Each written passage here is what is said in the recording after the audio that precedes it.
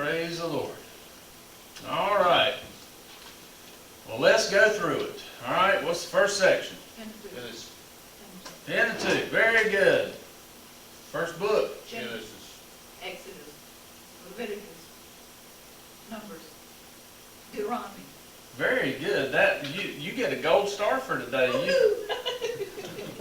That's the best you've done. I know. I know. All right, so that's History. y'all on it today. Let's keep it going. That's very good. Let's keep it going. Joshua, Judges, Ruth, 1 Samuel. 2 Samuel. That was mine. Come Well, on to there's- the next one then. There's 2 more sets of first. First Kings. No. Chronicles, first and second. Second, Ezra, Nehemiah, Esther. Esther, All right, what's the next section? Wisdom, Very good. First book of wisdom. Job, Psalm, Proverbs, Song, Ecclesiastes. Ecclesiastes. Now, Song. there you go. All right, and what section of the Bible are we in right now? Major Major prophets. Major prophets, all right? What's the first book of the major prophets? Isaiah, Jeremiah, Lamentations, Ezekiel. What are we in today? Daniel. Daniel. Book of Daniel. Very good, everybody. That is the best y'all have done thus far. I am proud of you. Give yourself a hand or a pat on the back. You did good.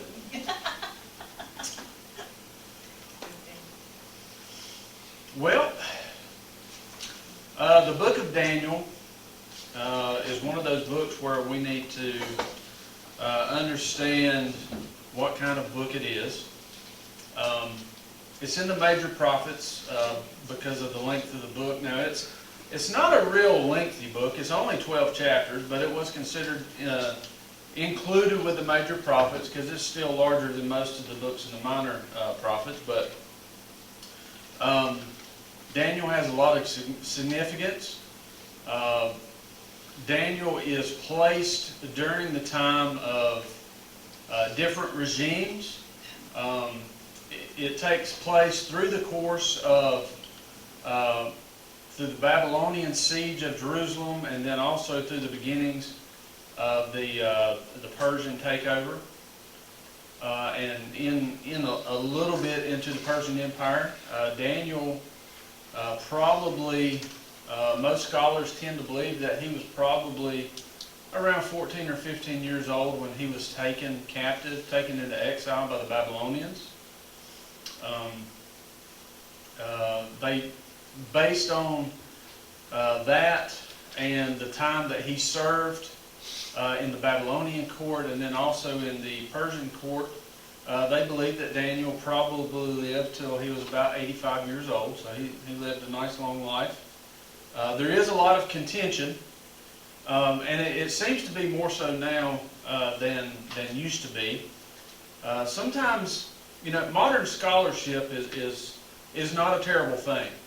I think everybody needs to learn how to critically think, but I think sometimes people take that a little too far as far as how they go about it, because sometimes within this realm of critical thinking, I think sometimes they take the faith element out and don't look at that. So I think we should always critically think about things.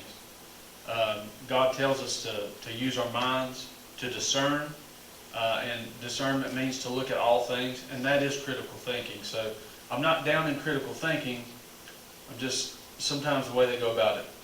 But at any rate, modern scholarship wants to try and say that the book of Daniel may not have been written by Daniel himself, that it may have been written at a later time, and this is modern scholarship again. They also kind of tend like with Isaiah and with Jeremiah and Ezekiel, they tend to think that those books were written after the fact. That and this is where I was talking about, they kind of take that faith element out, is because because Isaiah and Jeremiah and Ezekiel and Daniel talk about a future time period, or talk about specific future prophecies, that there's no way that they could have been true. So, you know, they want to try and write them off at a later date and say that somebody else actually wrote those books. However, you know, we've got good clues that fill us in on that these things actually took place when they did. And as far as a Christian goes, I think we have some areas where we can look at this and say that you know, Daniel did in fact write this book. And I think if you would turn with me to Matthew chapter 24.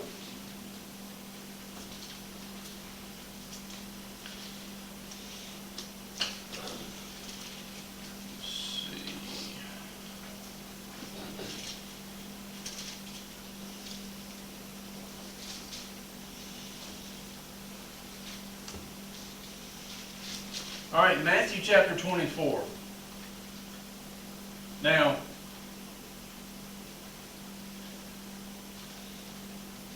as I was saying, there are some critical scholars who say that Daniel didn't write this book, that someone else wrote it.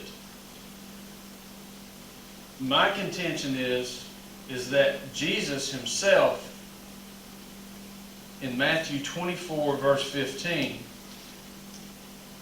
says that Daniel wrote this book. It says, "So when you see the abomination of desolation spoken of by the prophet Daniel standing in the holy place, let the reader understand."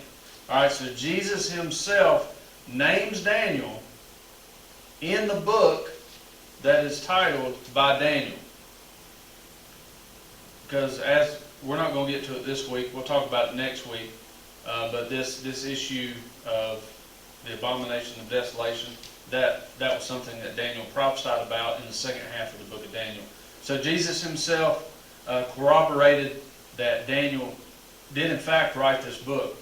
And again, if you add back in the faith element to this, then as Christians we shouldn't have any problem believing that Daniel was given visions by God, just like Joseph was. A lot of people compare Joseph's life and Daniel's life because of the way that they lived faithfully in the midst of a foreign government and praising God throughout. So there are a lot of similarities, especially with the dreams and being able to interpret them.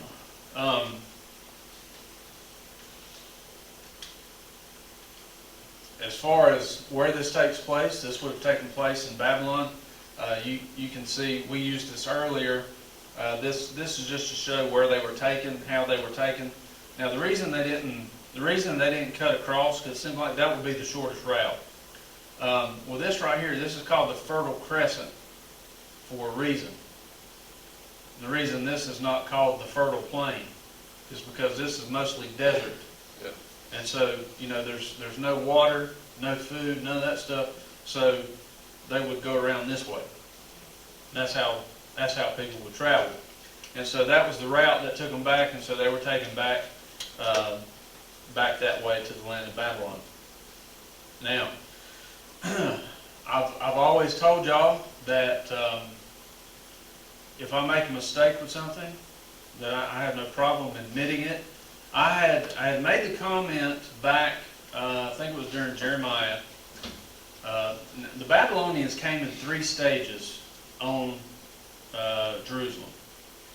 And I had made the comment that Daniel and his 3 Hebrew friends, Shadrach, Meshach, and Abednego, were taken captive during the second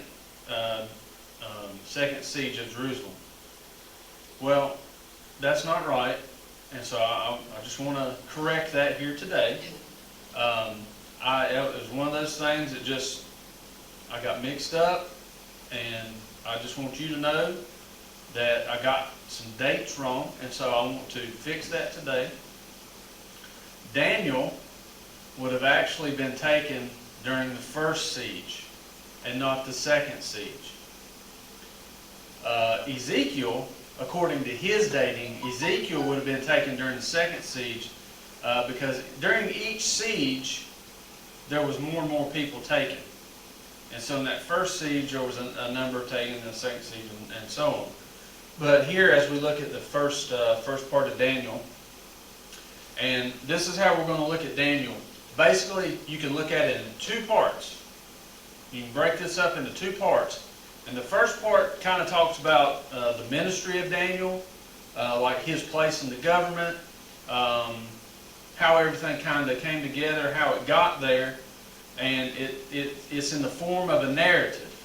And so that's why we kind of that's why we kind of remember it a little bit better than other scriptures. We tend to remember scriptures when they're in narrative form.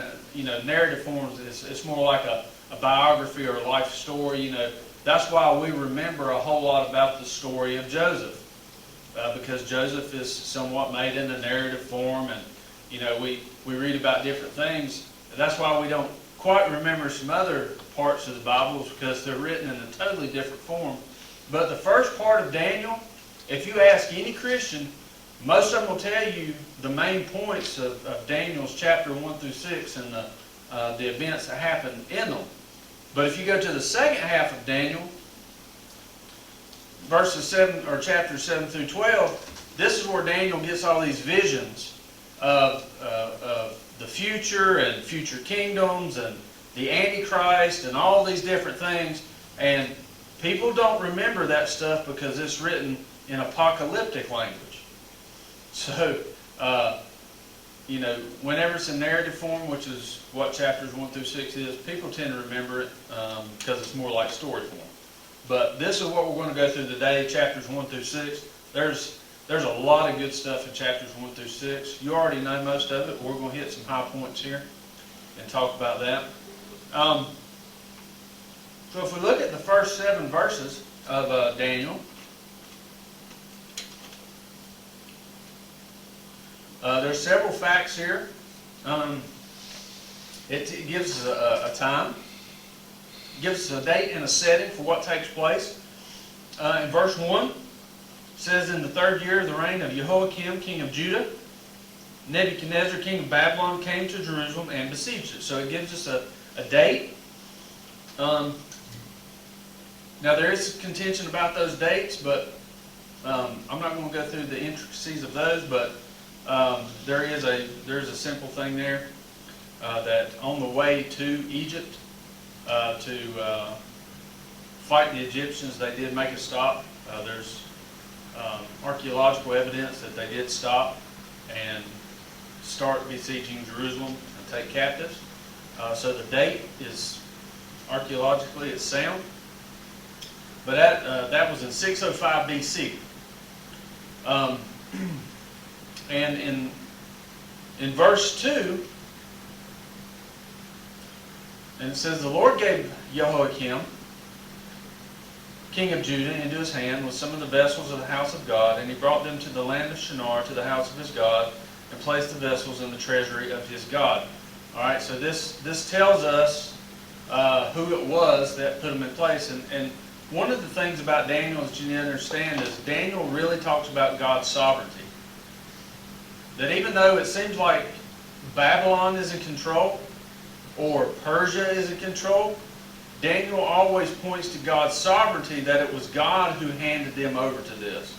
It was God who handed Jerusalem over to the Babylonians.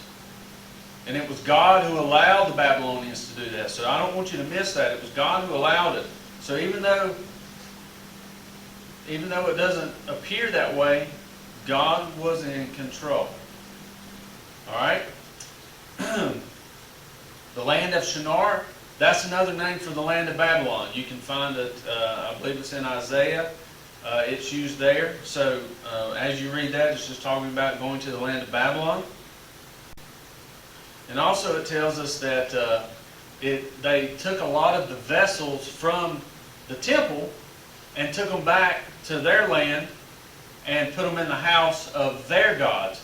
Now, more than likely, their gods were the gods of Marduk, which is, it would be a similar thing to the Baals that we're familiar with from, the other Old Testament books that we've been into.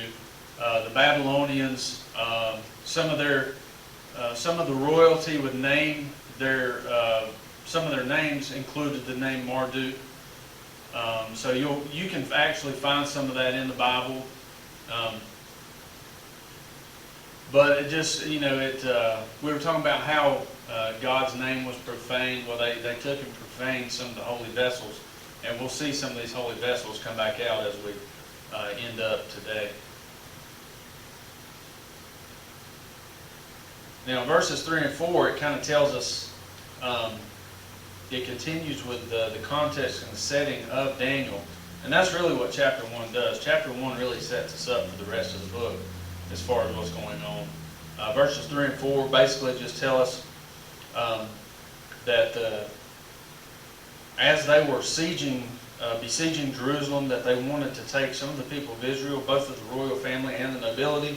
A lot of people believe that this is actually talking about one and the same thing, that it's not two different things, that it was youth of the royal household. Our English Bibles kind of say it a different way, but in the original, it's really, scholars seem to say that it's probably talking about one thing. So here, in this case, it may be telling us that Daniel and his three friends were actually nobility or royalty, belonged to the royal family in some way. So, if that's the case, then that would, I think that would have some more steam to it, talking about Daniel and as far as his lineage and everything like that. But it tells that they were youths without blemish, of good appearance, and skillful in all wisdom, endowed with knowledge, understanding, learning, and competent to stand in the king's palace, and to teach them the literature and language of the Chaldeans. So it tells us also what the purpose of taking these young minds, what the purpose was of taking them at this point and taking them to Babylon. And it was to educate them. Or we shouldn't say educate them, but to re-educate them. And why do you think they took these young ones and not the older ones? Easier to teach younger ones. They haven't learned everything. Exactly. So they've got to. And I would venture to say that the young ones, even if these were 15, early teenagers, I would say that they were a lot smarter than our teenagers today. And they're doing the same Yeah. thing today. Probably a lot smarter than most adults today. But the reason they would take them young is because they were a lot easier to brainwash them, program them. Today we see these things, these poisonous Marxist policies that are creeping into our schools. I'm not going to say the name, but I know that there is a group in a particular city that is a city that rhymes with Ashboro, that they have preschool curriculum and they are pushing critical race theory in preschool. And critical race theory is rooted in Marxism. And Marxism seeks to dismantle the nuclear family, which is a mom, a dad, and children. It wants to destroy that, and it wants to destroy any type of religion that they may have. So, Destroyed the family. So, a lot of these things that we talk about, seem like they're kind of on the fringes. No, they're right here close. They're a lot closer than we think. And it was Karl Marx who said that religion is the opiate to the masses. And so this Marxism, critical race theory, that's what they think of it. So But they're doing it now. They're trying to program children to believe things that are not true, things that have been beneficial to society since forever. So, just on a side note, I think we need to be pushing back against this nonsense as hard as we can. And I'll say something toward that, Kevin. Yes, sir. You was right. If everybody would have known what was going on Sunday, probably would have been, you're surprised to see as many people there. And I was one of them, because I didn't know what was going on. I had something in mind I wanted to share, but I took up more time than I should have, if it was. So, I'll let you use this if you ever see fit. But I've seen a documentary the other, I think it was last week. I don't know which came first, Stalin or Hitler. But anyhow, what it was saying was, one generation before that Germany turned completely communist, that if you was a German, you was automatically considered a Christian. One generation. That's what it took to change. Well, if you look at where we at. if you look at what Martin Luther did in the Protestant Reformation, he was German, and Europe was mainly Christian. And so I mean, it takes a short amount of time, and the other thing there, Layman, is with Germany and some of the other surrounding countries. Part of the reason that they fell so quickly was because the churches folded. The churches decided to go in line with those who were oppressing. What do we see today? Same thing. All right, we see tyrannical government who are pushing oppressive things. We see the same thing here. We have churches who are folded.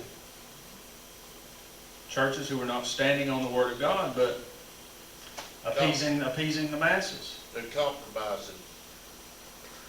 And they're doing the same thing that the churches did with Hitler in Germany. And they're getting into schools. It's been in the schools. Well, they're doing away with history, and that's wiping. The young people don't want to hear what history was. No, they don't, and it's They tore important. down the monuments, so it's terrible. If you get that book that David Barton put out, what is the name of that thing, Kevin? The American Story. Yeah, the American Story. You'd be, you'd just be floored with how this country started out and how it is now. And the scriptures that they even incorporated into the laws and so forth. Just like George Washington, of course, there wasn't no D.C. then, but when he was inaugurated, said he walked down the street from New York to some chapel and made a covenant with God that if he would be our God and we'd be his people. And God don't break covenants. That might be one of the many reasons that America's still as strong as they are. Yeah, could be. But Yeah, we had a lot of good people come before us, and there's some good people out there now fighting for it, but we got to stand behind them. yeah, you're right. I believe that. Now that they were educated, and something here I don't know if you've ever really paid attention to, but here it tells us that when they came and took these and took them over to Babylon, they decided to give them different names. Now, the names that they were given, it also tells us something else too. It tells us that they were to eat, that they were also, they were supposed to be educated for 3 years before they ever went and stood before the king. So as we go through this, you'll see that there's a time where it says after the time period, then they went and stood before the king. So it gives us a little bit of time frame as far as how long time lapsed. But it said that among these were Daniel, Hananiah, Mishael, and Azariah of the tribe of Judah. And the chief of the eunuchs gave them names. Daniel he called Belteshazzar. Hananiah he called Shadrach. Mishael he called Meshach. And Azariah he called Abednego. Now, notice that throughout this narrative, that Daniel is the only one that keeps his Jewish name. Shadrach, Meshach, and Abednego is actually the Babylonian names. You know, if you ever want a good trivia question, ask what the Jewish names of the three Hebrew boys are. Most people would not be able to tell you without looking. But Daniel keeps his name, and I don't know if that's because he was the author, and maybe it was for the benefit of his audience who would receive it. Because at this time, remember, this took place during this captivity, when the Jews were taken out of their land was destroyed, and that this was going to be a sign of hope because of where Daniel's standing was, because of the kings that would come down the pike, and the Jews who would have some influence there. Daniel had great influence over these people, and so this was a book of hope to them, not only them, but also for the future. And we'll get more of that next week, but just pay attention to those things. One of the things we see here, we see courage throughout this.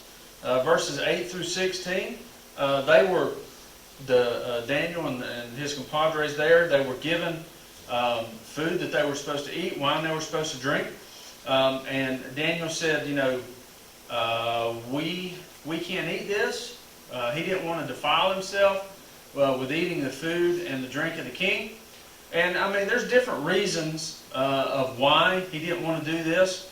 One of the reasons could have been that it was the type of food that was brought, because obviously Jews had certain dietary restrictions of things that they could not eat, certain meats that they could not eat, you know, just certain things. And you know, of course, with a different culture, they would eat things that were different than the Jewish people. So that could have been one thing, but probably more than that, or maybe a combination of that, is that more than likely these meats and food and this wine was probably given over to idols. As they were worshiping idols, this food was probably presented to the gods, and so as it was presented to the gods, obviously that would have been something that would have went against their faith as a good Jewish faithful follower. So it could have been a combination of both of those things. But he gave him an alternative. He said, look, just for 10 days, give us vegetables and water. Just give us that.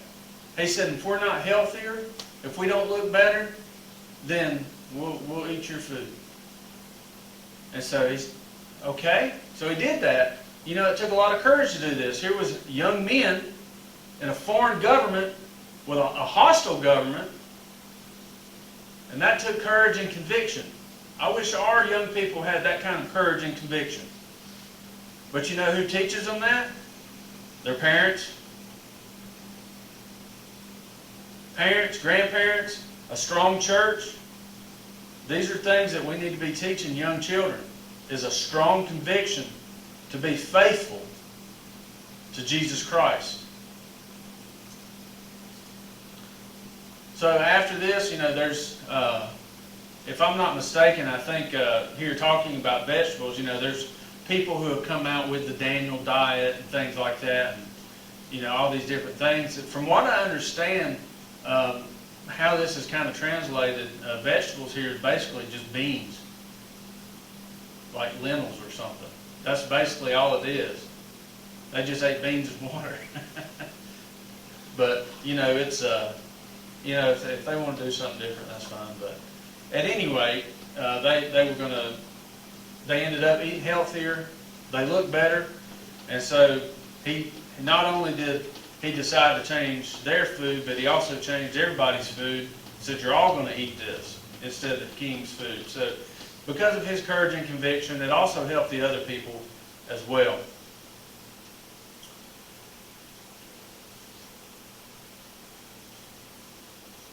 Now in in doing this, as we look and here and finish up chapter 1, tells us in verse 17 through 21. It says, "As for these 4 youths, God gave them learning and skill in all literature and wisdom. And Daniel had understanding in all visions and dreams." So Daniel, even though they were all given wisdom and understanding, Daniel specifically was given wisdom in visions and dreams and interpretation. So at the end of the time when the king had commanded that they should be brought in, all right, so there's that time limit. So some time had elapsed. They went before the king, and it said that the king spoke with them, and he said there was none like them. None like these 4. It said, "In every matter of wisdom and understanding about which the king inquired of them, he found them 10 times better than all the magicians and enchanters that were in all his kingdom. And Daniel was there until the 1st year of King Cyrus."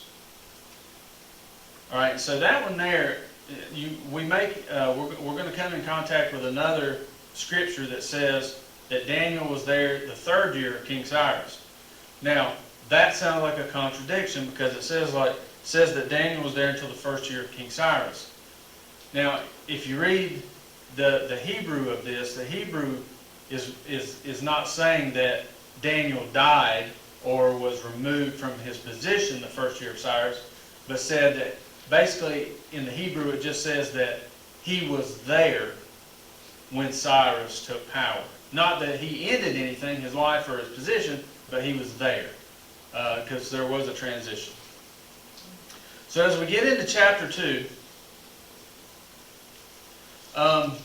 we get into the dream. Now, I'm not going to go through the whole dream. You know the dream. Remember, Nebuchadnezzar, he had a terrible dream, and he called forth all of the people to hear what he had said. Now, he brought all of his chief people, and he said, "Look, I had a terrible dream, and I need you to tell me what the dream was and interpret it." And they said, well, tell us what you saw. And so the king said, "No, I'm not doing that. You're going to tell me what I dreamed," which, I mean, we all know that would be simply impossible. Now, at least if somebody told us what a dream was, even if we had no idea what we was talking about, at least we might be able to come up with something if he told us what the dream was. But he wasn't even willing to do that. So, I mean, you can imagine the dream could have been anything.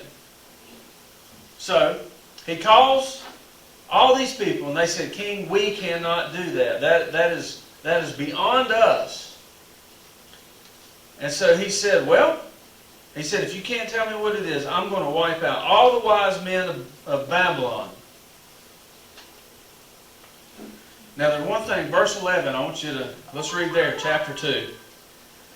It said, "The thing that the king asks is difficult, and no one can show it to the king except the gods, whose dwelling is not with flesh." Now, I think that's important for what's getting ready to be said.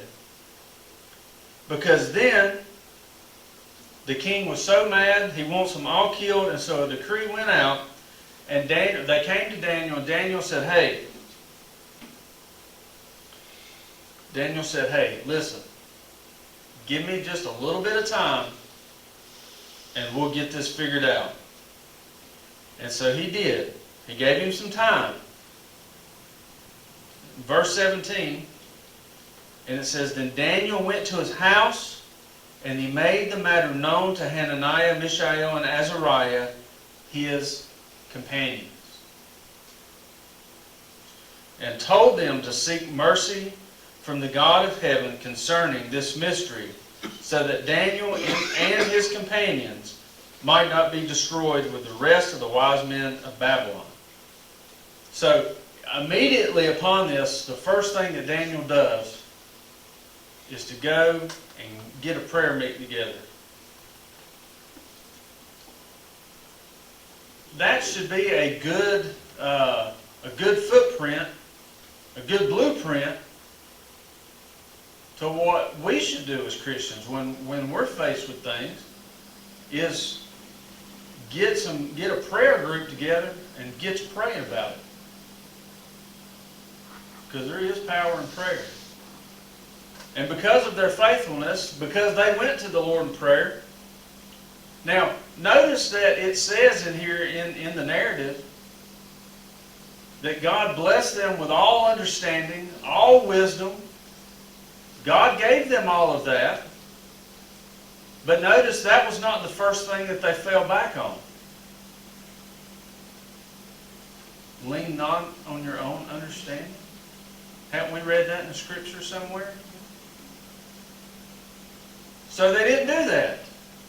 The first thing they did, even though that they were wiser, the king even considered them more wise, 10 times wiser than any of the other wise people. The first thing that Daniel did was go get his buddies and start praying. Because even though they were wise, they still needed God. I think that's a great lesson for us because, you know, sometimes we spin wheels trying to figure out what we need to do about things. Just go to God first. Just go to God first. So they went to God, and it says there in verse 19, it says, Then the mystery was revealed to Daniel in a vision of the night. Then Daniel blessed the God of heaven. And then Daniel gives this blessing to God for it being revealed. And so Daniel asked to be taken before the king. And he said he would show the king the interpretation. Now, in verses 25 through 30, I like what Daniel does here. Daniel goes before him, and notice here he doesn't go before the king and say, Hey, king, because I'm so smart, because my buddies are so smart, we came up with an answer. Notice he didn't do that. Notice he went in and gave God all the glory, gave God all the credit for what he was about to say. He used his time, his opening remarks, to talk to this pagan king about God. There's courage. There's faith. There's so many lessons in the book of Daniel for us as a church today. We could spend a lot of time dissecting these things. And I want y'all to see them. I want y'all to look at them. I want y'all to look over these and study them. Because there's a lot of lessons here.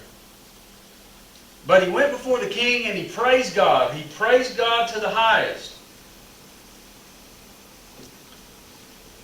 He said, nobody can come up with these things. In verse 28, he said, But there is a God in heaven who reveals mysteries. And he has made known to King Nebuchadnezzar what will be in latter days. Your dream and the visions of your head as you lay in bed are these. And so he goes on, and verses 31 on through there, 31 through 35, he gives them the interpretation, and it's the vision was a statue, a head of gold, chest and arms of silver, thighs, brass, and legs.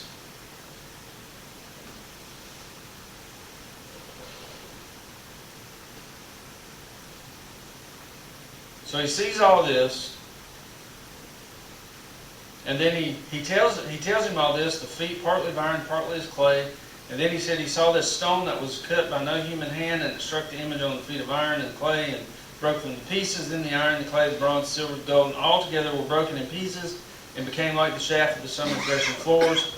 And the wind carried them away, so that not a trace of them could be found. But the stone that struck the image became a great mountain and filled the whole earth. And so, that Daniel now gives his interpretation of what all these things mean. And so as he goes through here, he tells him what each thing means. He says, the first one is a kingdom. He said, that's you, Nebuchadnezzar, the head of gold. That's you. And then, the next one would be another kingdom. And that would be the Persian Empire. And then the next kingdom, that'd be the Greece Empire. The next empire would be the Roman Empire. And then he talks about, then there's this everlasting thing that's going to come along. Well, that's that's God. That's way on down the line. That's when God comes and He sets things right, and He crushes all of His enemies. They're all under His feet, and He said they're vanquished without a trace, and it's God. And so that's way down the road. That ain't been done yet. Now this is one of these double predictive prophecies where some of it has come true and some of it hasn't, because obviously we know which kingdoms came to pass. And Daniel goes also, as we get into next week's lesson, I think it's chapter 7, talks about these kingdoms that are talked about here. So we'll talk about them in more detail. So obviously, God gave him the right answers. Verses 46, Daniel and his 3 friends, they get promoted. The king pays homage to God. And maybe he didn't really understand who God was at the time. He thought, he could have thought, well, this is just a greater God than the gods that I know. I'm not going to really not believe in my gods, but I'm just going to believe that this God might be greater. But we'll see him turn around too. So as Daniel was made chief prefect over the wise men of Babylon, so Daniel made a request, and he appointed Shadrach, Meshach, and Abednego over the affairs of the province of Babylon, but Daniel remained at the king's court. So the king kept Daniel close, but Shadrach, Meshach, and Abednego had some other duties. Now, one of the things here it talks about that he had made Daniel and gave him, he was the ruler of, he was the chief prefect over all the wise men of Babylon. Now remember, later on down the road, when we get to the New Testament, there was a group called the Magi.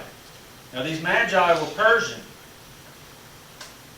And I talked about this at Christmas last year. God put things into place because how did these people know?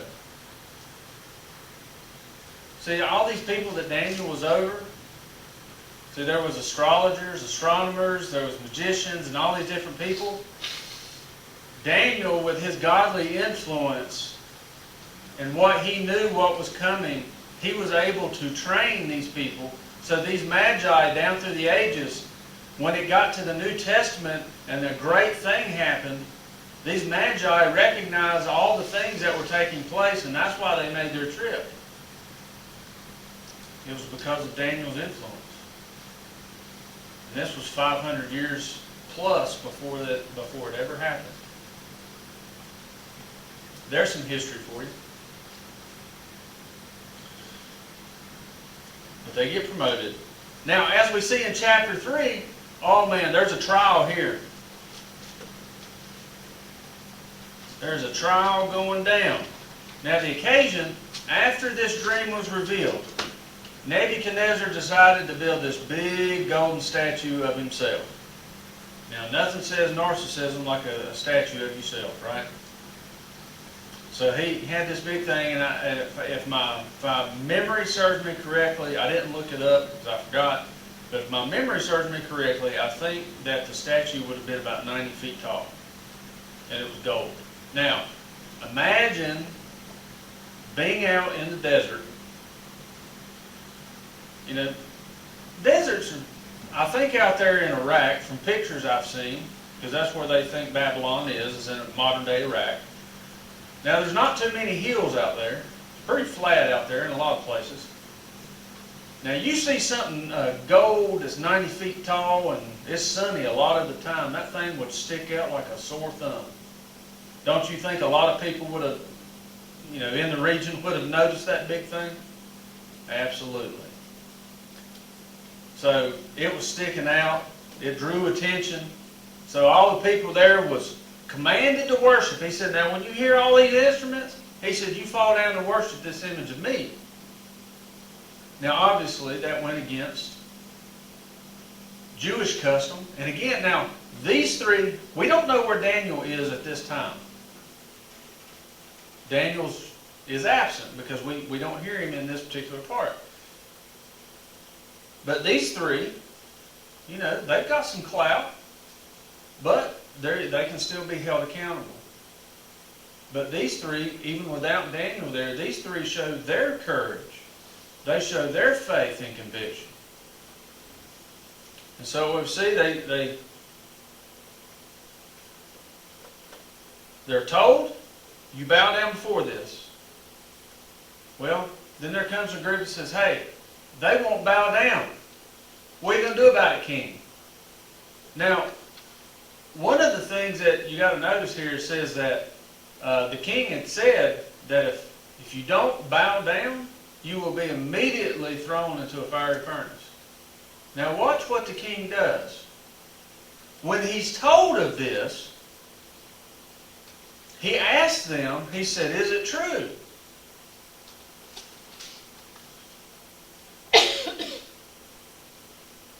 And he gave them another chance. Look at verse 15.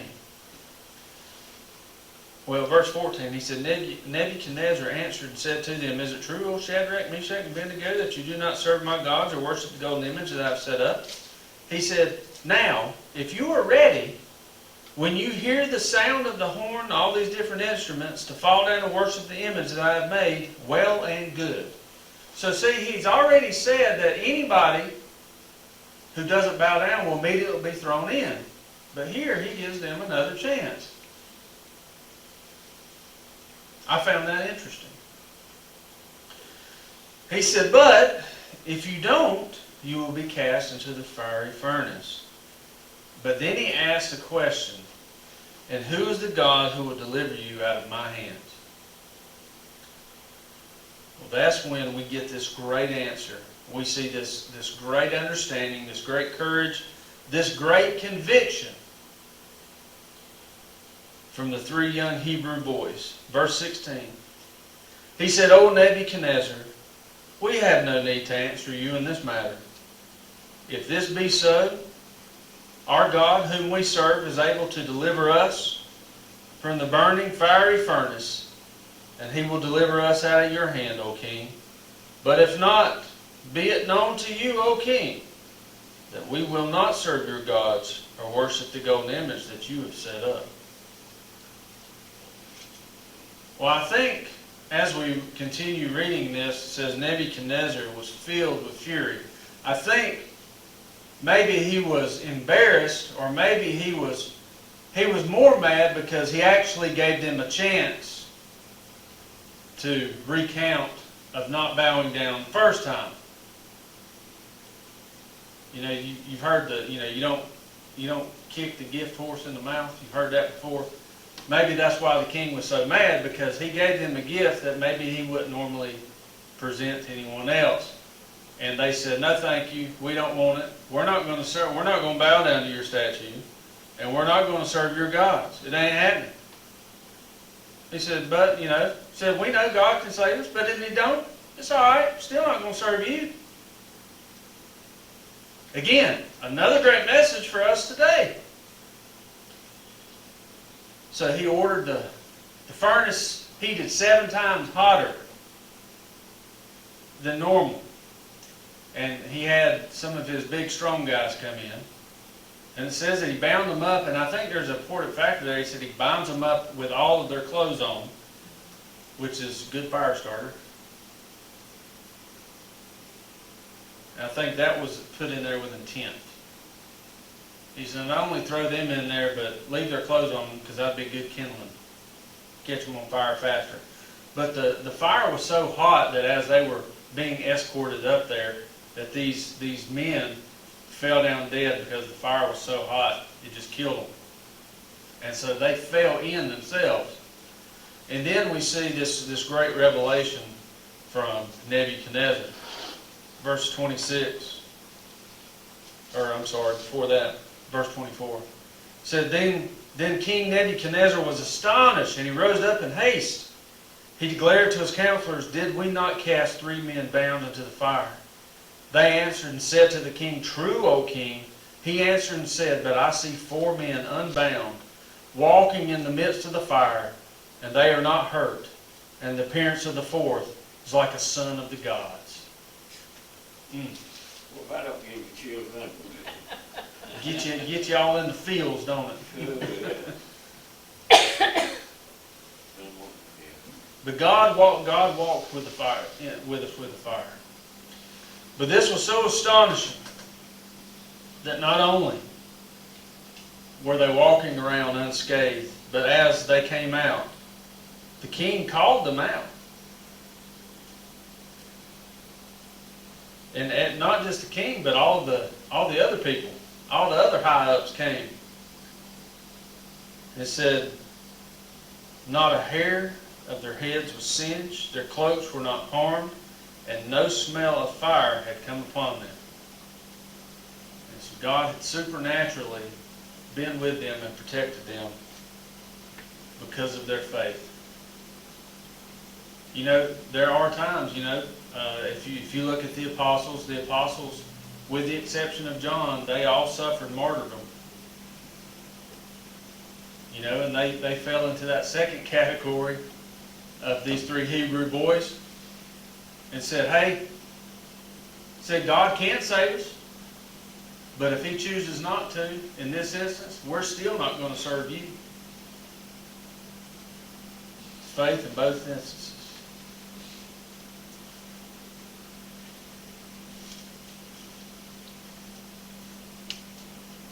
Now, they get promoted again.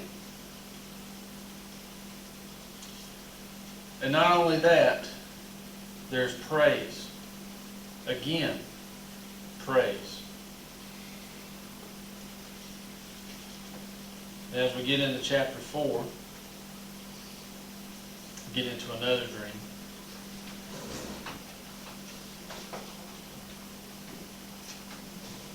Now, beginning in chapter 4, the king praises God, goes ahead and praises God again.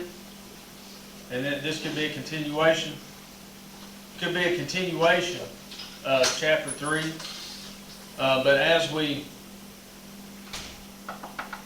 get to verse 4, chapter 4, there is a dream. Now this time he calls Daniel and he gives him the vision.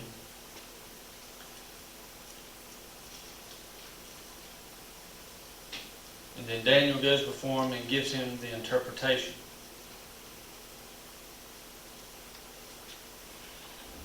Now in this particular case, he sees this great tree that reaches to the heaven, and it takes up all the land, and all the beasts and birds of the air. They all have sanctuary. They can all get under this and do all these different things, and it's representative. And Daniel explains it here what it's representative of. And he said, this big tree is you, and you're taking over the whole land, and to the ends of the earth, and all peoples are under you. You're the great king.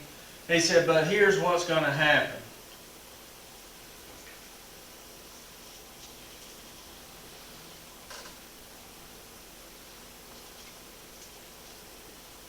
Verse 13, he said, I saw in the visions of my head as I lay in bed, and behold, a watcher, a holy one, came down from heaven. He proclaimed aloud and said thus, chop down the tree and lop off its branches, strip it of its leaves and scatter its fruit. Let the beasts flee from under it and the birds from its branches. But leave the stump of its roots in the earth, bound with a band of iron and bronze amid the tender grass of the field. Let him be wet with the dew of heaven. Let his portion be with the beasts and the grass of the earth. Let his mind be changed from a man's, and let a beast's mind be given to him.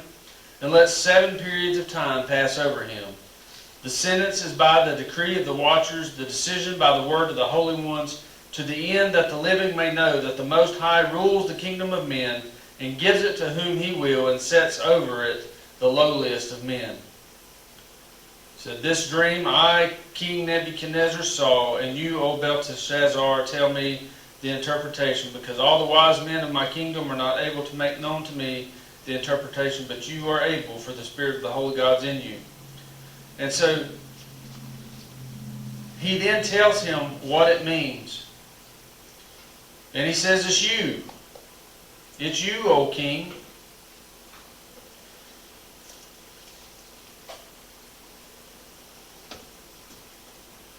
Verse 22, he says, it is you, O king, who have grown and become strong. Your greatness has grown and reaches to heaven, and your dominion to the ends of the earth. And because the king saw a watcher, a holy one, coming down from heaven and saying, chop down the tree and destroy it, but leave the stump of its roots in the earth, bound with a band of iron and bronze, in the tender grass of the field, and let him be wet with the dew of heaven, and let his portion be with the beasts of the field, till 7 periods of time pass over him. This is the interpretation, O king. It is a decree of the Most High, which has come upon my lord the king, that you shall be driven from among men, and your dwelling shall be with the beasts of the field. You shall be made to eat grass like an ox. You shall be wet with the dew of heaven, and 7 periods of time shall pass over you, till you know that the Most High rules the kingdom of men and gives it to whom he will. And it was commanded to leave the stump of the roots of the tree. Your kingdom shall be confirmed for you from the time that you know that heaven rules.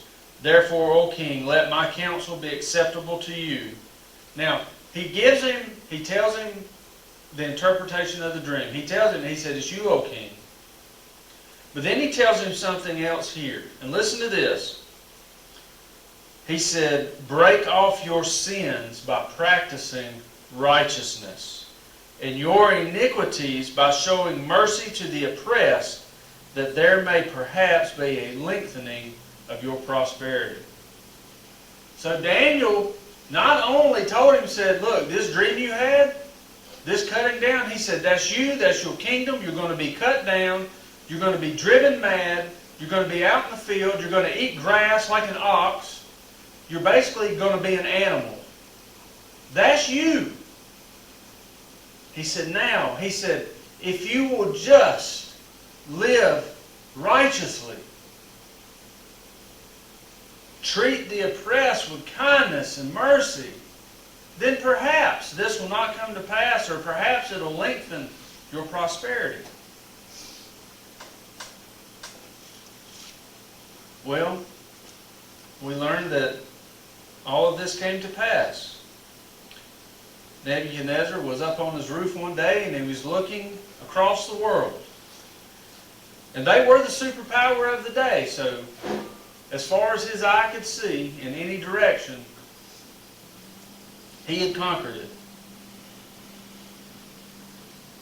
He said, as he was walking on his royal palace, he said, and the king answered and said, is not this great Babylon, which I have built by my mighty power as a royal resident and for the glory of my majesty? Now, Daniel reminds us very early on in the book of Daniel who it was that gave Babylon power to start with. Nebuchadnezzar, remember Jeremiah, through that, Jeremiah was set loose by his captors. The enemy knew who Jeremiah was. Jeremiah was the one who predicted that the God of Israel would give Babylon, named them by name, and said, hey, they're going to take us over. So you would think that King Nebuchadnezzar, based on what he's already seen, that maybe he would understand that this was not by his doing. I mean, he's already encountered Daniel, who interpreted a dream for him. And then he encountered God with Shadrach, Meshach, and Abednego in the fiery furnace. So maybe, just maybe, he should have known. But he didn't. Or maybe he did know, but, like a lot of people, they choose not to do the right thing. But it says, while it was still in the king's mouth, as he was saying that, it happened. A voice from heaven spoke to him.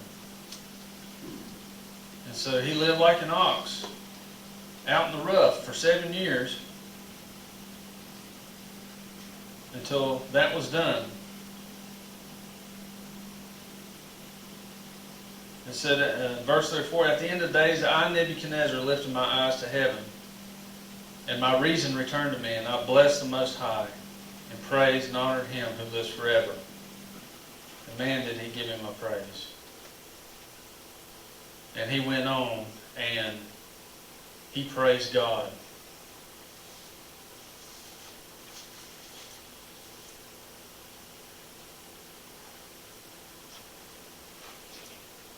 I like what he said there in verse 37. He said, "Now I, Nebuchadnezzar, praise and extol and honor the King of heaven."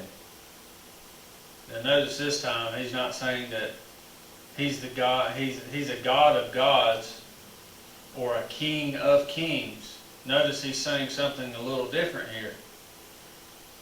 He's saying he is the King of heaven. For all his works are right, and his ways are just, and those who walk in pride he is able to humble. So it sounds like old King Neb had a big piece of humble pie. And I would say that if you were driven mad and forced to eat ox or eat grass like an ox, I would say that would humble you a little bit, wouldn't it? Now we get to a different part of this where there's seems like there's a different leader here. Now Nebuchadnezzar, he had passed on here. And so we get to this king, chapter 5. His name is Belshazzar. And it tells us that he made this great feast and that he hosted a lot of people. But where his folly was, is he brought in, he said, you know what? He said, hey, he said, bring in those things that were taken from Jerusalem, those goblets, those drinking glasses that were used for the temple. Bring them in here. As we're defiling ourselves, let us defile them as well. So they were brought out, and it says in verse 4, said they drank wine and praised the gods of gold and silver, bronze, iron, wood, and stone. Now you would think that this, Belshazzar, maybe he would know some things, but maybe not, because Belshazzar was given this place. He was put there, so maybe he didn't know. But verse 5, we see the handwriting on the wall. Immediately the fingers of a human hand appeared and wrote on the plaster of the wall of the king's palace, opposite the lampstand. And the king saw the hand as it wrote. Then the king's color changed, and his thoughts alarmed him. His limbs gave way, and his knees knocked together. I think that was a funny thing to record. That this great king turned pale. He was flustered, and his knees knocked together. That was information that we didn't have to have, but he put it in there, and I'm glad he did. But this handwriting on the wall, and so the king, obviously, he called in all of his supposedly smart people to find out what it meant. Well, they didn't know. So it says that the queen, verse 10, because of the words of the king. Now, here, that's the way that this is worded. It should probably read Queen Mother. So this could be his mother, because King Neb was king. But this could have been Neb's wife here, Queen Mother. But at any rate, said, don't worry about this. Said, I know somebody. There's a man in this kingdom who can tell you these things.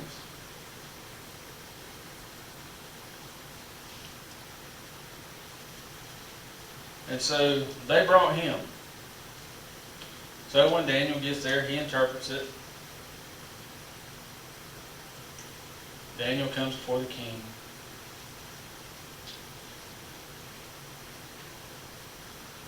Now he told him, he said that in verse 16, he said, I've heard you can give interpretation and solve problems. He said, now if you can read the writing and make known to me its interpretation, you shall be clothed with purple and have a chain of gold around your neck and shall be the third ruler in the kingdom.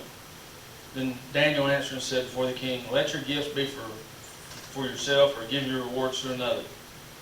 So first things first, Daniel said, look, I don't want your gifts. Give them to somebody else. I don't want them.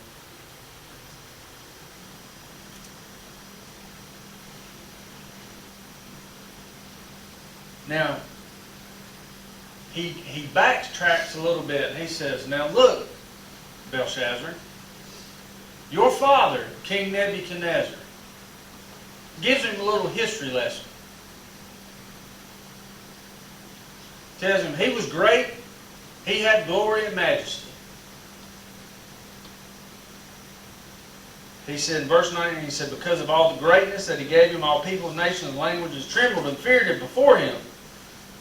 Whom he would, he killed, and whom he would, he kept alive, and whom he would, he raised up, and whom he would, he humbled.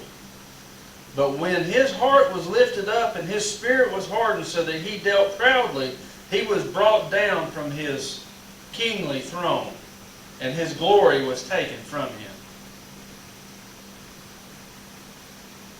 I think that's some Proverbs, that pride goeth before the fall. And he just gives him that history lesson of something he should have known, because it sounds like he's family. But he says his body was wet, and this is verse 21. It says, his body was wet with the dew of heaven until he knew that the Most High God rules the kingdom of mankind and sets it over whom he will. He said, you, his son, Belshazzar, have not humbled your heart, though you knew all this. See, that's the thing. See, when you know something, see, the New Testament talks about once you know something's wrong, then you're held accountable for it. So he knew all this. He said, verse 23, he said, but you've lifted up yourself against the Lord of heaven, and the vessels of his house have been brought in before you, and you and your lords, your wives, and your concubines have drunk wine from them, and you have praised the gods of silver and gold, of bronze, iron, wood, and stone, which do not see or hear or know, but the God in whose hand is your breath, and whose all your ways you have not honored. So he gave him what was written, many, many tekel parson. And he basically says, God has numbered your days, and your kingdom will be brought to an end. It says, then once he gave that, not only did he say that another kingdom would come in,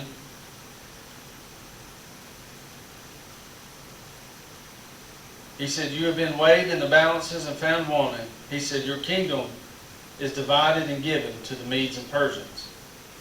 So he gives them specifically who is going to come and take his kingdom. Who is going to overthrow the Babylonians.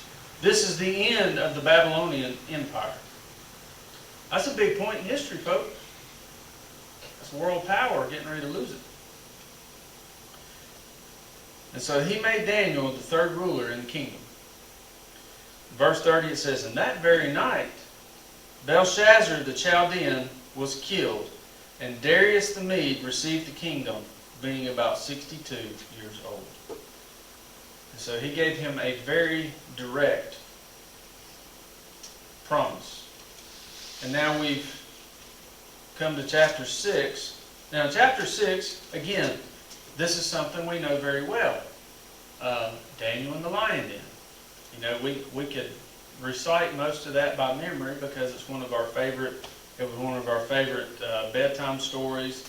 It's still one of our favorite things today, and we just like to read it because it's so hopeful. But as we read here, a new government has taken over, but Daniel is no stranger to people plotting against him. So here we have a new government and a new plot. And so they're going after Daniel. Now Daniel was put in charge. Now a lot of times what would happen is as a new king would come in and take over, sometimes they didn't immediately get rid of everybody that was there, but they would actually use some of the people who were there, who knew what was going on, if they were doing a good job or whatever. You know, they would keep them on. Obviously Daniel, somehow this ruler came to know what Daniel was about or saw something in him or talked to him or whatever, but he gave Daniel a position, and it said that he had planned to set him over the whole kingdom. Now that's a pretty high honor. Now the other people that were there, they plotted against him. Now one of the things as I was looking at that, I was trying to figure out, were these people, these satraps, these governors or whoever, these other people that would be ruling under Daniel, a question that I had were these Babylonians or were they Persians? And the reason I ask that is because when they came to the king and was plotting against Daniel, they knew his religious convictions. They knew that that was something that they could count on to get Daniel, because they couldn't find nothing else. So they had to find something to get Daniel. It's there in verse 5 of chapter 6. He said, "Then these men said, we shall not find any ground for complaint against this Daniel unless we find it in connection with the law of his God." So if these were people, if they were Babylonian, then they would have knew that he was someone under conviction, someone who served his God, who would not fall or listen to other gods, bow down to other gods, but was very strict to his religious set of rules. But on the other hand, as you read, they also knew the law of the Medes and Persians. That once a ruler sets a decree, it cannot be changed even by the king. So it makes me wonder, were they Babylonian or were they Persian? I don't know. Because they knew his background, but also they knew their rules and laws. So, I don't know. To me, that was just a question and a quandary I had. But we look at this plot. There's a plot against him.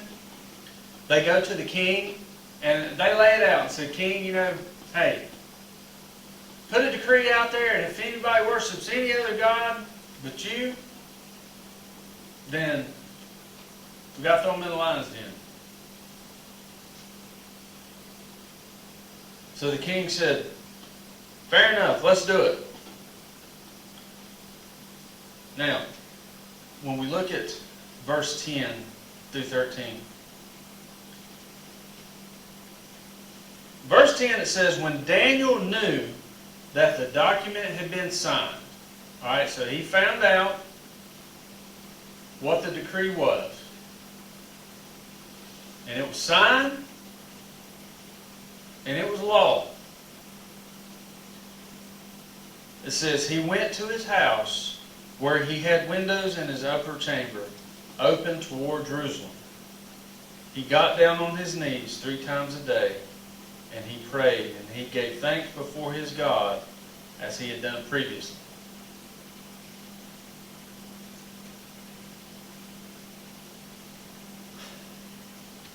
I think that verse stuck with me probably more than any other, considering stuff we're going through today.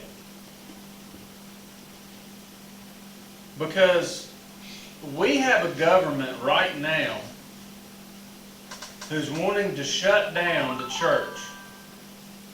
Now, not all.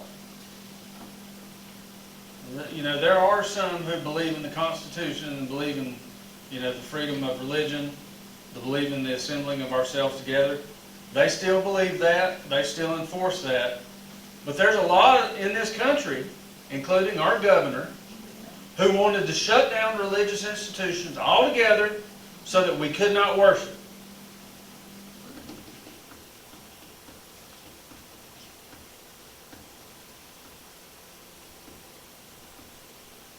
This is applicable to today because we have to do the same thing that Daniel did. You know, right now, they're calling for more of these lockdowns. They would like nothing better for the church not to meet. And there's a lot of churches that went along with it, said, nope.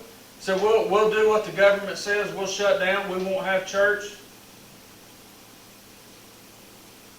But we need to do like Daniel. We know what the decree was. Said he went to his house where he had windows in his upper chamber. He had windows that were open toward Jerusalem. And he prayed 3 times a day as he had done before. That means he didn't change because the government said, you're not going to do this. He said, nope, I'm going to keep doing it. I don't care if it hair lips the world, I'm going to keep doing it. Every Christian who goes to church ought to be saying the exact same thing. All throughout history,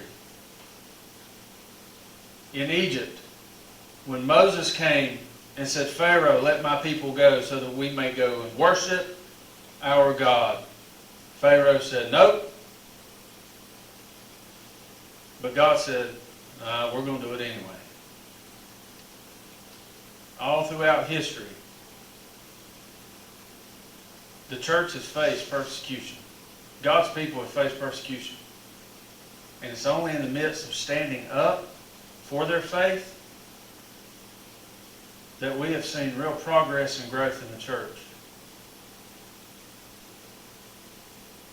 When you see a weak and spineless church in history, there is no flourishment.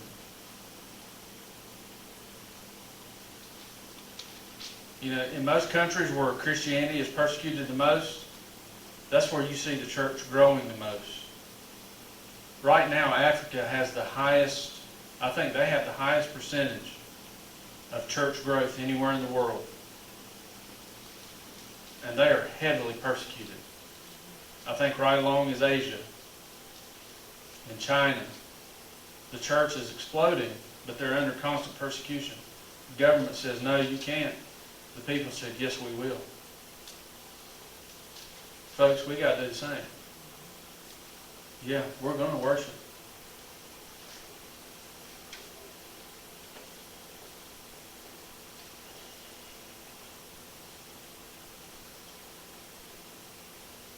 Now, they knew that he was going to do this, and so they went tattletale.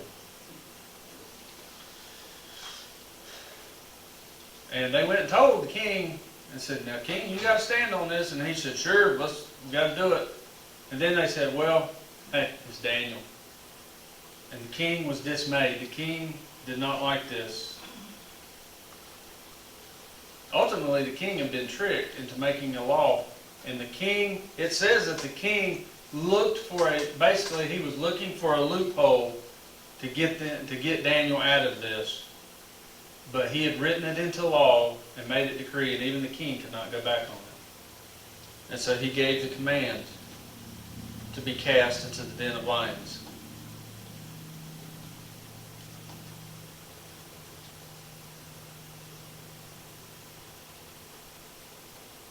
It says there in verse 14, it says, and he labored till the sun went down to rescue him.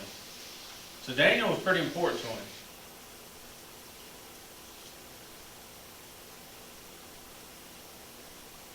But they reminded him that the king's command, his decree, cannot be changed. So the king commanded Daniel to be cast into the den of lions. It said there in verse 16, the king declared to Daniel, may your God, whom you serve continually, deliver you. It says, and the stone was brought and laid at the mouth of the den. The king sealed it with his own signet ring and signet of his lords, that nothing might be changed concerning Daniel. It says, then the king went to his palace, and he spent the night fasting. No diversions were brought to him, and sleep fled from him. Now what's interesting here in verse 19 is, then at daybreak the king arose and went in haste to the den of lions. That was something the king did not do. A king did not run anywhere. It was considered indignant.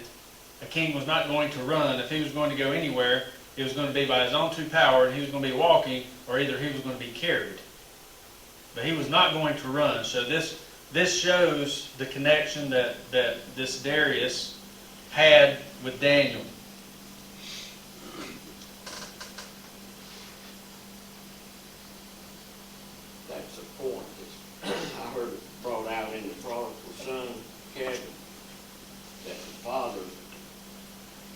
such status that he didn't run.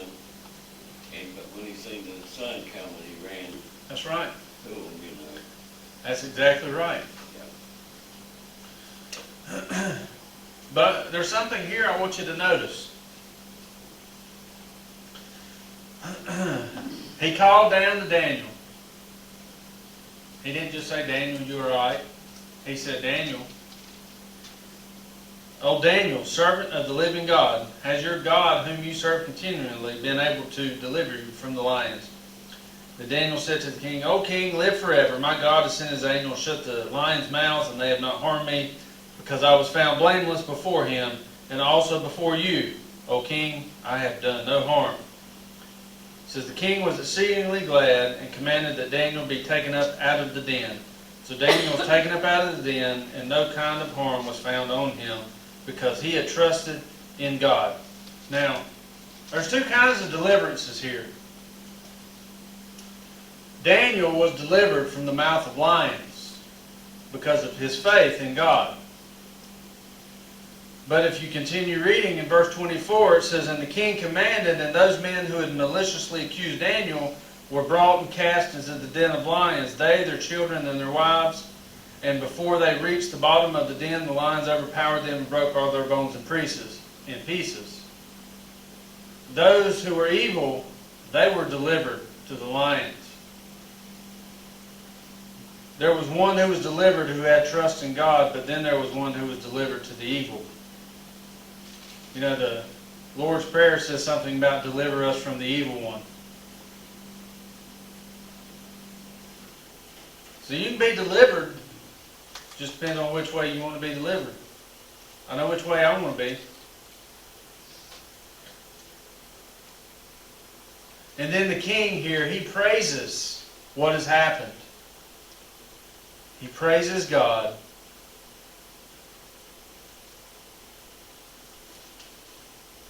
And in verse 28, the last verse there of chapter 6,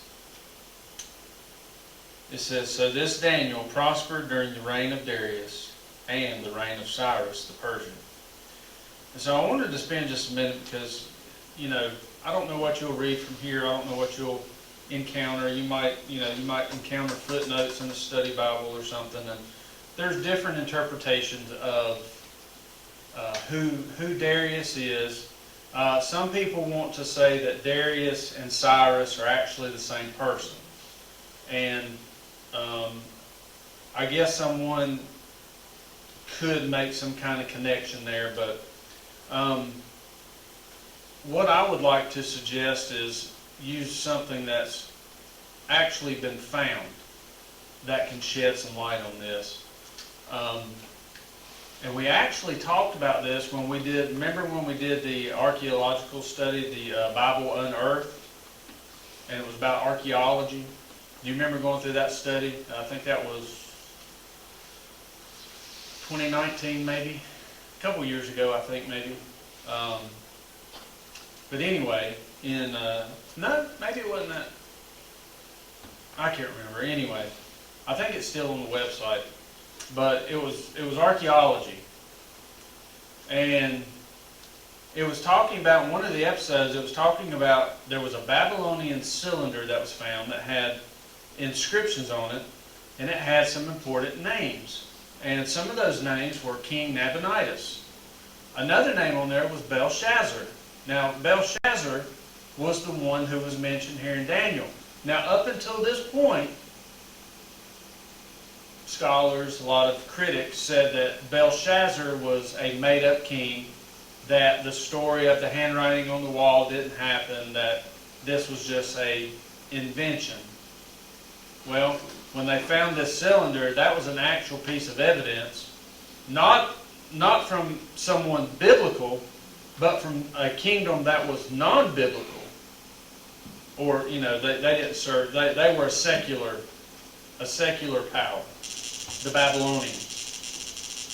And so they found this Babylonian cylinder with King Nabonidus, who was a Babylonian king, and Belshazzar, his name was inscribed on this cylinder. So now we have verifiable evidence that the Belshazzar in this was actually the Belshazzar that they found there. So that's been secured in history. But talking about Darius, now Belshazzar was the one who was put into place by King Nabonidus, and Belshazzar was the last king, or he was the last. He was kind of like a prince, I guess you'd say, but it was taken over that night by the Medo-Persian Empire. Now, King Cyrus, he was actually the Persian king, because we go from the Babylonian kingdom to the Persian kingdom. Now, this Medo-Persian Empire, Cyrus, he was the king. He actually brought the Medes and the Persians together. He brought these two great powers together into one, into this Medo-Persian Empire. But Cyrus was the king. Now, what we found out about Darius, Darius may not have been a name, but Darius may have actually been a title, which means holder of the scepter. So, that's what Darius had here. Darius had this king-like quality where he could do things. Now, Darius may have been put in charge by Cyrus, by King Cyrus. And Darius, like I said, may be a title, but also through other archaeological evidence, they may have found an actual name who may have been this Darius, and his name was Gubaru, or Gabaru. G-U-B-A-R-U. Gubaru. But these ancient documents reveal that he had power to do exactly what's mentioned here in Daniel that this Darius did, as far as making decrees, putting people in charge of governments, actually acting kind of as a king. And so now we have archaeological evidence that Darius may have just been a title, and we have other archaeological evidence that this Gubaru may have actually been the name of this person, but that King Cyrus appointed this person to rule over this time. So this Gubaru is actually Darius that we see here with Daniel. So we have archaeological evidence to verify what we find here in the book of Daniel. I think that's exciting. I mean, I had faith in it anyway, but it's nice when God gives you that. He throws it out there and says, "Y'all go find that." Give them a little nugget. Let them know that it's true for those who are still skeptical. Put a little salt in their wound. He does that. He does that a lot. So who was the? Remember also during that study that we did on archaeology. Remember, they also said that there had been no archaeological evidence for the dynasty of David in Judah's history, but they started finding all of these seals and started finding these coins and all these different things that actually had the name of David and of Judah on them, and they were also from secular sources. And then they found some biblical sources, so those things have been proven. There's been a lot of things that have been proven recently. And so to me, that's very exciting about what we get into the Bible. We start reading this stuff, and there's actually artifacts that we can look at and we can't put our hands on them, but we can look them up, we can see pictures of them, and if we knew the languages, we could read them, but we have this stuff that verifies what's right here. And we just keep finding more and more of it. And the thing is, it never disproves it. It always proves it. And I love it. Now that's, that takes to the, anything that we covered today, you knew it. You've probably had it memorized. Next week we'll get into some tricky stuff next week. Because like I said, next week is the second part of the book of Daniel was very different than the first part. It's about visions and dreams, a lot of different interpretations. We'll do the best we can to get through it.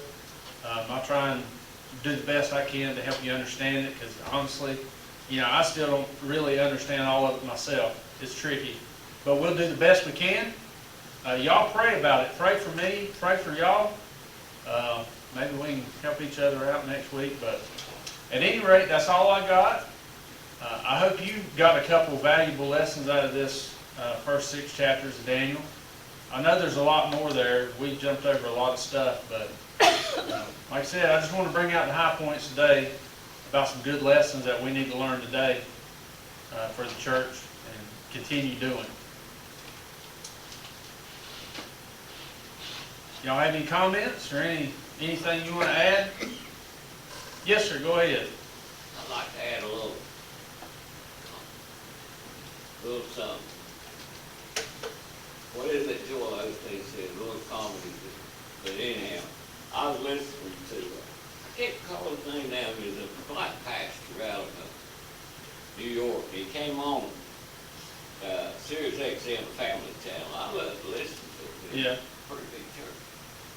But he interpreted Shadrach, Meshach, and Abednego. He said Shadrach, Meshach, and one bad Negro. Yeah, yeah, I've heard that before. Yeah, everybody. That's the first time I'd ever heard. At the presidential prayer breakfast, when Trump was inaugurated and they had that first, inaugural breakfast or whatever. Yeah. I forgot it was a black pastor, a chaplain. Oh, yeah. And he said that very thing. And it's one that, you can look it up on YouTube. I loved it. It was a great message. It was really good. It was some good preaching. Hey, one thing, of course, it's always concerned me, the interpreting. I've always said when man gets a hold of something, he's gonna mess it up. The man got a hold of it. But he, through interpretation of the Bible, under King James, so that goes back a long way. So, chapter 6, verse 16, to me, the difference between this here just the Bible, it ain't no special one, it's King James. But the way yours interprets it and the way this, it could throw a whole different meaning on it. It says here that the king says, after he had tried every way to spare Daniel, it says, the God which you serve continuously will deliver you. So maybe he either had some faith in himself. Like I say, once they signed something back then, that was it. It didn't matter, like John's head, being delivered in that king. Once he agreed to do it, he had to do it. But, and so I don't know. I don't know where that's just works. And it don't really make that much difference. I just noticed. You see what I'm saying now? Oh yeah. Yeah, I'd have to go home and look at the Hebrew on it. I don't know yeah, that's something I wish I knew. Yeah. And we're fortunate to have somebody who will go back and do that. Well, let me look right quick. We'll reach another long. I can look up some Hebrew here and see if I can get any answers for you while we're here. And that was verse 16, correct? Yeah, 6:16. I noticed that, months and months ago when we were studying in here in the Sunday school class, I think.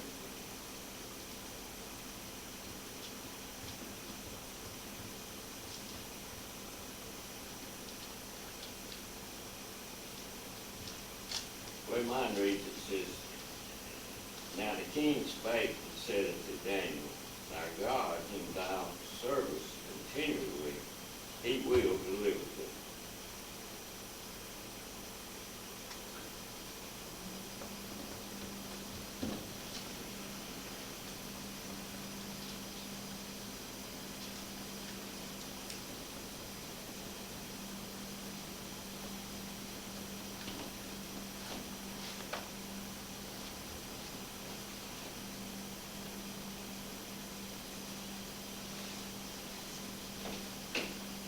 see if I can find the word he.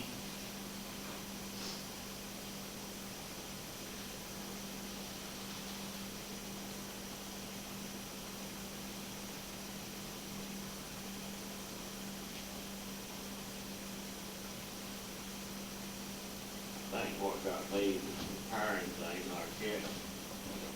Brandon, when he was here, he taught Sunday school, our class one day. There was scripture in there, and that was really important. So the difference in between his Bible, and he interpreted, and he got it straight from scripture, was that the man's soul would be lost.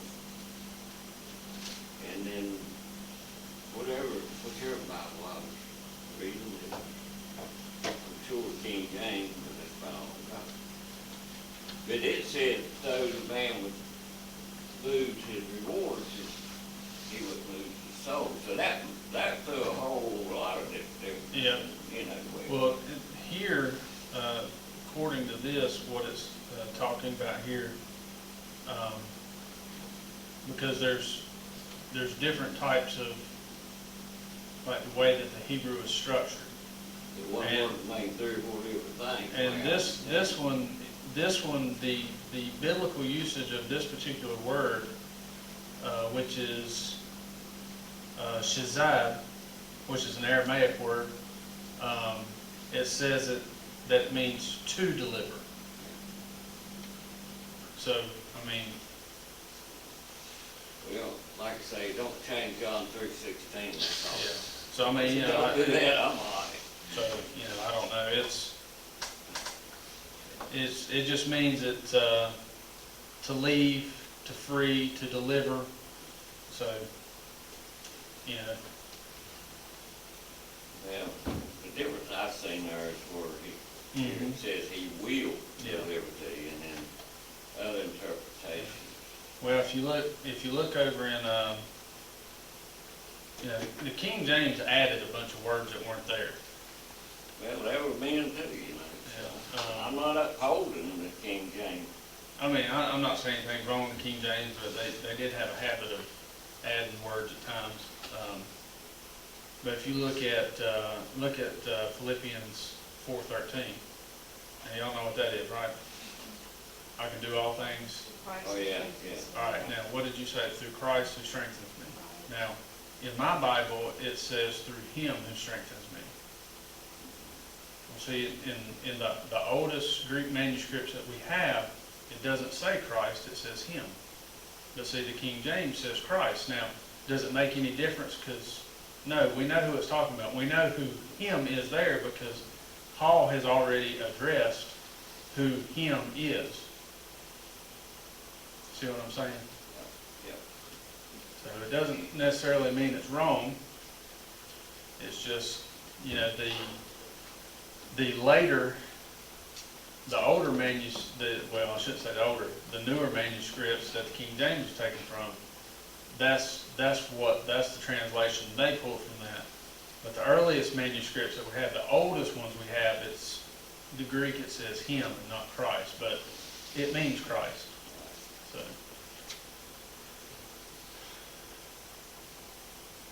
But I mean, you know, like I said, there's nothing wrong with King James. You know, that's what you read, keep reading it. Keep discovering things, even archaeology and so forth, that Well, there's a lot. should be wiser, you know, to what. Yeah. Well, there's a lot of times where the King James will get a word translated more accurately than one of the other translations. So that, you know, that's one of the things about having different versions of the Bible to look at. And, you know, if you do happen to learn a little bit of Greek and Hebrew, you know, I mean, it's helpful because it'll give you some of that information. But, you know, it is helpful to have different translations and to be able to look at them because it can give you some good study to do. Anything else?